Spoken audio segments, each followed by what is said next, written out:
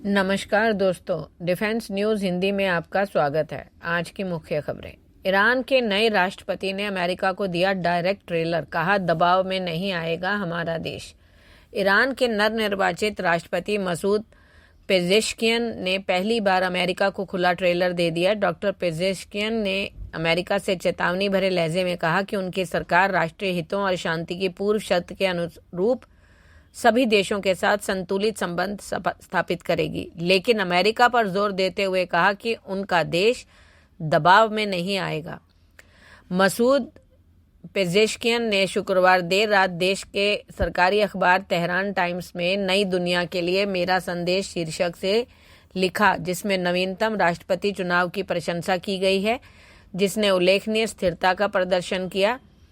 इसमें उन्होंने लिखा कि वह चुनाव प्रचार के दौरान किए गए वादों को बरकरार रखने का संकल्प लेते हैं।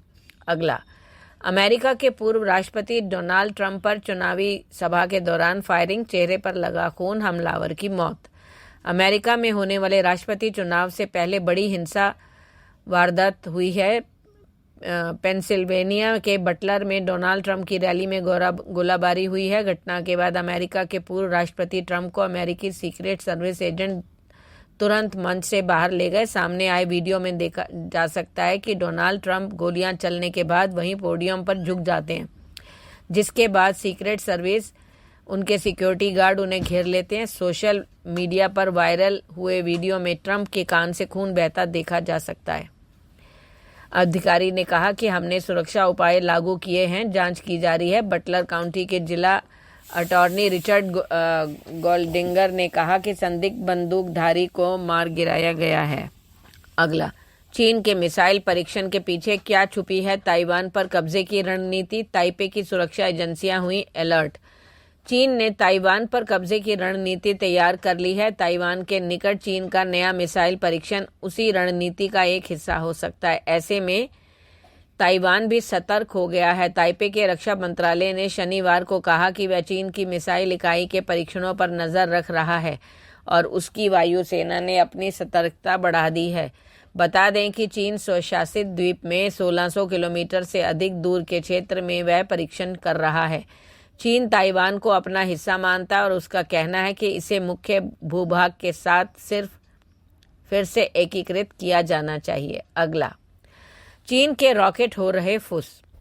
चीन की निजी अंतरिक्ष कंपनी आईस्पेस का रॉकेट शुक्रवार को लॉन्च के तुरंत बाद फेल हो गया, जिसके चलते 3 मौसम सैटेलाइट भी नष्ट हो गई। यह घटना आईस्पेस के लिए एक बड़ा झटका मानी जा रही है। पिछले दिनों चीन में रॉकेट निर्माण स्टार्टअप को लगा यह दूसरा झटका है।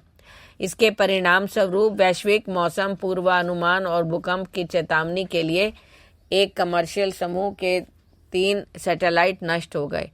अगला, लद्दाख में तैनात समर मिसाइल चीन पाक के हवाई हमलों को हवा में कर देगा नष्ट। जानिए ताकत।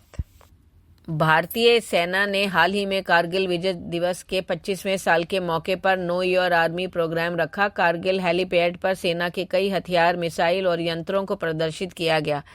इसी दौरान वहां दिखाई पड़ा surface to air missile for assured retaliation यानी समर एयर डिफेंस सिस्टम।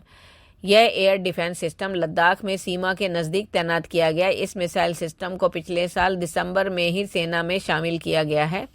असल में समर एयर डिफेंस सिस्टम हवा से हवा में मार करने वाली पुरानी रूसी मिसाइलें R-73 और R-27 हैं। ये मिसाइल एक्सपायर होने वाली थी, तब भारतीय वायुसेना ने इसे मॉडिफाइड करके एयर डिफेंस सिस्टम बना दिया। कुछ महीने पहले ही पोखरण में हुए वायुशक्ति युद्धाभ्यास में इसकी मारक क्षमता का प्रदर्शन किया गया है। समर मिसाइल ट्रक से लॉन्च की जाती हैं। ये 2982 किलोमीटर पर आवर की स्पीड से किसी भी हवाई टारगेट को हिट कर सकती है।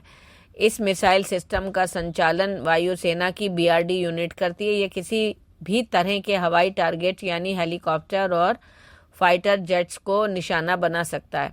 अगला, जिसने किया था ट्रंप पर हमला, उसके घर और गाड़ी में मिला बमों का जखीरा। FBI के भी उड़ गए होश।